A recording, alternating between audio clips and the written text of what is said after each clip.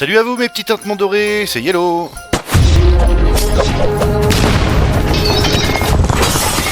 Dans cette vidéo, nous allons discuter des sonorités de Noël. Et justement, nous allons parler des grelots, l'un des sons les plus emblématiques de Noël. À l'origine, ils servaient surtout pour les traîneaux. Leur tintement permettait de prévenir de l'arrivée des conducteurs dans la neige et le brouillard. Avec le temps, ce petit son joyeux est devenu un symbole de fête. Aujourd'hui, dès qu'on entend un grelot, on pense immédiatement à Noël. Et maintenant, quoi de mieux que de dessiner cet instrument particulier ? Alors, pour dessiner les grelots, on part sur quelque chose de très simple. Comme ce sont des petits instruments, un peu plus gros qu'une bille, on va utiliser un support qu'on peut avoir facilement sous la main. Moi, je vais prendre un marqueur bic, enfin pas le marqueur lui-même, mais son bouchon, pour récupérer le diamètre. Je le pose sur la feuille et je fais le contour. Et là, ça me donne un joli rond très facilement. Ensuite, je superpose un deuxième juste derrière et je trace seulement la partie du cercle qui dépasse. Maintenant, je dessine tout de suite les attaches des grelots, c'est tout simple. Imaginez une demi-boucle, comme si on dessinait la moitié d'un maillon. Je fais une forme arrondie, ça suffit largement pour créer l'attache. Je dessine tout de suite l'épaisseur, et c'est parfait. Alors nous, dans notre cas, c'est pour l'accrocher dans le sapin, donc on va dessiner un tout petit filament. Le grelot est composé de trois parties, la partie supérieure, la partie inférieure avec ses petites ouvertures et la bille à l'intérieur. Nous, ce qu'on va tracer, c'est simplement la ligne de séparation entre les deux. Ensuite, on s'occupe des ouvertures de la partie inférieure, un simple trait qui se termine par un petit arrondi, un trou un peu plus large que le trait. Attention, ici on ne trace pas de traits droits, mais bien des traits légèrement courbés, parce qu'on est sur une forme sphérique. C'est ce détail combiné à la ligne de séparation qu'on a dessinée juste avant, qui va donner tout le volume. Si je trace rapidement un trait d'axe pour montrer l'arrondi de la sphère, voilà ce que ça donnerait. Sur les grelots, il y a un détail que j'aime beaucoup. Sur la partie du dessus, on trouve souvent des petites étoiles au lieu d'une surface lisse. C'est très joli et ces étoiles suivent exactement l'axe créé par la ligne du bas. Le trait d'axe courbé traverse exactement le centre de l'étoile, comme ici. Une petite astuce si vous voulez apprendre à dessiner de belles étoiles, comme celle qu'on pose tout en haut du sapin. Rendez-vous dans la 17e vidéo du calendrier de l'Avent de Noël. Et si nos grelots sont accrochés dans un sapin, on va dessiner une petite branche. Ici, je commence simplement par un petit bout de branche, que vous pouvez imaginer comme un triangle très fin. Ensuite, j'ajoute des pics du sapin. Et si vous préférez un sapin qui ne pique pas, il suffit de faire deux traits parallèles et un petit bout arrondi. Ça rend la branche beaucoup plus douce. On va passer maintenant à l'ancrage. On repasse nos grelots avec un trait propre et définitif pour finaliser notre dessin. Et si des petits détails vous dérangent encore, c'est le moment parfait pour ajuster, affiner et rendre le dessin plus joli.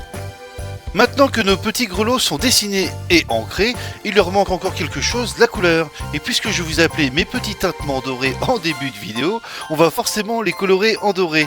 Mais vous pouvez choisir n'importe quelle couleur, hein. Rouge, bleu, noir, blanc, exactement comme les boules du sapin qui sont toujours multicolores. C'est votre dessin et là, faites-vous plaisir. Vous voyez, pour la couleur, je suis simplement les courbes naturelles des grelots avec un feutre jaune orangé et je laisse quelques zones blanches pour le reflet. On pourrait pousser l'effet doré beaucoup plus loin, mais comme ces grelots sont vraiment petits, ce serait trop chargé. Mais ne vous inquiétez pas, dans quelques instants, je vais vous montrer comment faire un vrai effet doré bien brillant. À Noël, il n'y a pas que les grelots, on trouve aussi de jolies petites clochettes, tout aussi charmantes. Allez, c'est parti, je vous montre comment les dessiner facilement. Pour dessiner nos clochettes, on commence directement par deux triangles isocèles. Pas d'inquiétude pour les mots techniques, hein. Un triangle isocèle, c'est simplement deux côtés identiques et un troisième différent. On part du milieu de la feuille et on fait descendre nos deux triangles. Les côtés identiques vont devenir les parois des clochettes en direction du bas, en partant bien sûr de la pointe qu'on a choisie. Le côté qui est différent va servir de bas, ce sera le bas de notre clochette. On fait partir les deux clochettes quasiment du même point, en décalant un petit peu. On va les faire se chevaucher aussi, comme on a fait pour les grelots. Pour cette étape, j'utilise une règle faite maison fabriquée dans un carton mousse d'1 mm d'épaisseur avec une finition brillante. L'avantage de cette règle, c'est que je peux écrire dessus, je note mes longueurs, mes repères et je n'ai plus qu'à les reporter sur ma feuille sans reprendre la mesure à chaque fois. C'est rapide, précis et vraiment pratique. Vous allez me dire, oui mais une règle c'est déjà gradué, je ne vois pas l'intérêt. C'est vrai, mais ici ce sont mes propres repères. Je sais exactement où j'en ai besoin, la règle fait exactement la longueur que je veux, je peux écrire des annotations, des choses à ne pas oublier ou même faire des petits tests. Par exemple, si je veux tester la forme d'un œil, j'en dessine un premier puis un deuxième. Il y a moins de graduation, certes, mais aussi moins d'erreurs et beaucoup plus d'efficacité. Ça peut sembler étrange de fabriquer sa propre règle, mais essayer, c'est l'adopter. C'est tout simple et ça fait vraiment gagner du temps. Ici, je veux créer une légère épaisseur. Pour ça, j'utilise simplement l'épaisseur de mon crayon. Je reporte cette largeur de chaque côté et je la relie à la pointe de mon triangle en haut. Et pour ne pas me tromper, j'entoure justement ces points. Ensuite, je trace la hauteur de notre clochette, ce qui équivaut à environ un quart de sa hauteur totale. Ensuite, on va commencer à dessiner nos clochettes en traçant une belle courbe très aplatie. Une fois cette courbe faite, on réalise sa symétrie en miroir juste en dessous. Quand c'est fait, on trace de chaque côté de notre clochette une bonne épaisseur pour la base. Puis à partir de cette épaisseur, on vient tracer un arrondi parallèle au premier juste en dessous. Ensuite, on dessine l'épaisseur du métal de notre clochette. Cette épaisseur est toujours plus importante sur la partie qui est plus proche de nous, donc celle du haut, et plus fine sur la partie derrière, celle du bas. Ensuite, on part depuis le dessus de l'épaisseur qu'on vient de tracer pour dessiner un biais qui rejoint le trait de repère réalisé plus tôt, celui qui correspond à l'épaisseur de notre crayon. Je le reporte de chaque côté, exactement pareil à l'identique, toujours en effet miroir. Je fais ensuite un trait bien droit parallèle à la base de notre triangle, juste pour vérifier que tout s'aligne. Une fois que tout est cohérent, j'ajoute une légère courbe relevée, puis je lui donne immédiatement de l'épaisseur. J'accentue même cette épaisseur en la faisant dépasser bien comme il faut de chaque côté. Ensuite, je trace la hauteur de la clochette jusqu'au repère du quart que nous avions laissé tout à l'heure, et c'est à cet endroit précis que j'arrondis bien les angles pour donner la forme douce et naturelle de la clochette. Voilà notre clochette dans sa forme la plus simple, et comme on est en plein dans les fêtes de Noël, on va la décorer pour la rendre beaucoup plus charmante. Nous allons lui ajouter une petite vaguelette, c'est très simple, et ça donne tout de suite un look beaucoup plus joli. Oui, mais ça reste un peu fade quand même, hein. Si on y rajoutait des petites bouclettes. Ah oui, une finition quand même assez simple, mais ça fait toute la différence. Pour donner du volume, on va ajouter de l'épaisseur à notre vaguelette sur les côtés. Pendant que j'y suis, je fais quelques fins ajustements pour accentuer ce côté différence d'épaisseur. Ici, je trace la boule du battant de notre clochette plus vers la gauche, sachant qu'elle remonte vers la droite. Ici, je trace l'attache de la clochette en format carré avec bord arrondi, bien évidemment. Félicitations, vous avez réussi votre première clochette, même si la construction paraît technique. Je vous ai vraiment tout détaillé pour que ce soit le plus simple possible à suivre. On attaque maintenant la deuxième clochette, celle qui se trouve derrière. C'est le même fonctionnement, ce sont les mêmes étapes à suivre. Il faut juste faire un petit peu attention aux zones cachées, puisqu'elles passent en arrière-plan. À cette étape, faites bien attention à la courbe qui forme le bas de votre deuxième clochette. Il faut viser les deux extrémités de la largeur totale, sinon on peut facilement se laisser entraîner par la forme de la clochette placée devant. Ça m'est déjà arrivé plus d'une fois, justement. Tant que vous partez d'un bon point à gauche et d'un bon point à droite, vous obtiendrez un arrondi propre. Il n'a pas besoin d'être parfait, identique au premier, mais comme nos triangles sont les mêmes, on garde globalement la même orientation. Ici, rien de compliqué, on trace juste l'épaisseur en suivant notre arrondi, tout simplement. Ici, on place la boule du battant sur la droite, tout simplement parce que cette clochette penche vers la gauche, à l'inverse de celle qui est devant. Si vous regardez bien, on trace généralement le battant à la verticale. Ça suit tout simplement la force d'attraction. Ici, nous allons tracer l'épaisseur de la base de notre clochette de derrière en sachant qu'il y a une partie visible et une partie invisible. On va essayer de déterminer la hauteur de cette épaisseur sans la tracer bien sûr, puis créer la courbe qui rejoint cette zone invisible. Ensuite, on va tracer la partie qui est en biais, comme pour la clochette de devant, en imaginant tout par son trait pour ne tracer que la partie visible. Maintenant, on trace un trait de vérification parallèle à la base de notre triangle afin de s'assurer que les deux biais soient cohérents comme la dernière fois. Une fois que tout s'aligne correctement, on peut dessiner l'arrondi de la clochette, puis lui donner son épaisseur. Sans oublier qu'il faut le faire dépasser de chaque côté pour son effet de volume. Ensuite, le fonctionnement est identique à la clochette de devant. Je ne vais pas vous refaire tous les détails approfondis, vous les connaissez déjà, c'est encore frais dans votre esprit. On continue simplement la clochette en faisant un bel arrondi en haut, puis on dessine son attache en forme carrée avec les bords arrondis, et surtout, on n'oublie pas la belle décoration vaguelette en bas avec ses petites bouclettes de finition. On ajuste bien sûr les épaisseurs pour les effets de volume.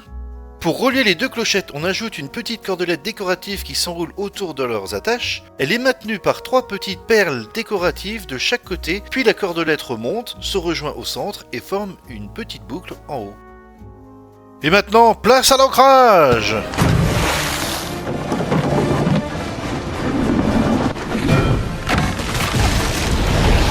Non, ce n'est pas du tout de cet ancrage que je parlais. Moi, je voulais parler simplement de notre croquis à passer à l'ancrage.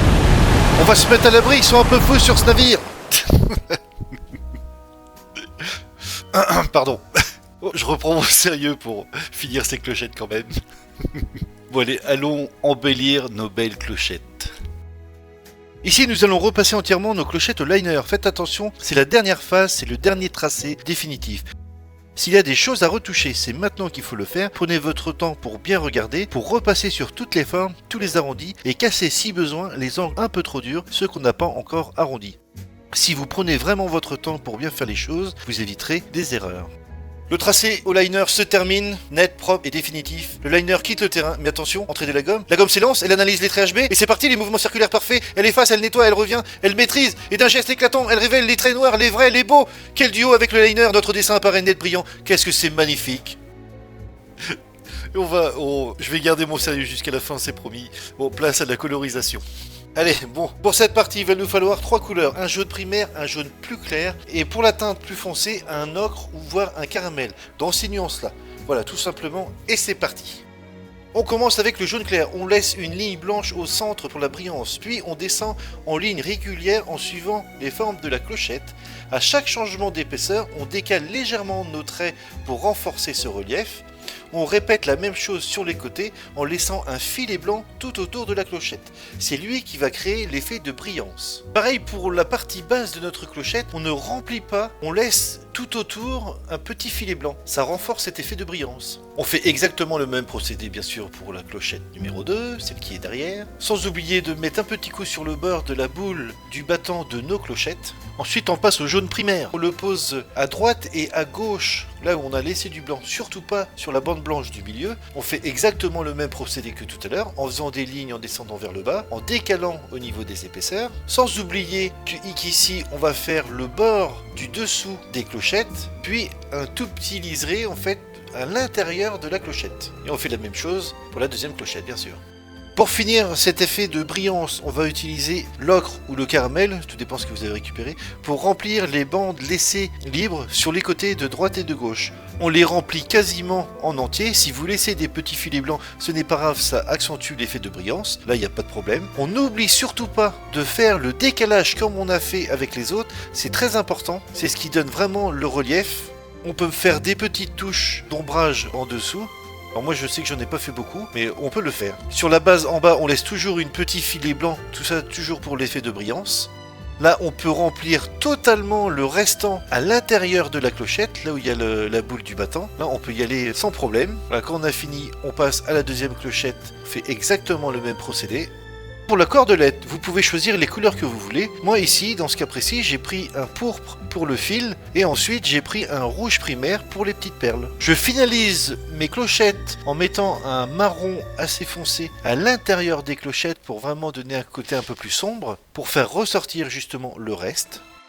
Et voilà, vous savez maintenant dessiner de belles clochettes et de beaux grelots avec des effets de brillance magnifiques, bien dorés. Je vous dis à très bientôt pour la suite du calendrier de l'Avent de Noël. La prochaine sera la 9e vidéo. Abonnez-vous, partagez, likez si ce n'est pas déjà fait. Je vous souhaite de bons dessins, tout en tintement et en musique. Un joyeux Noël à tous et à très bientôt.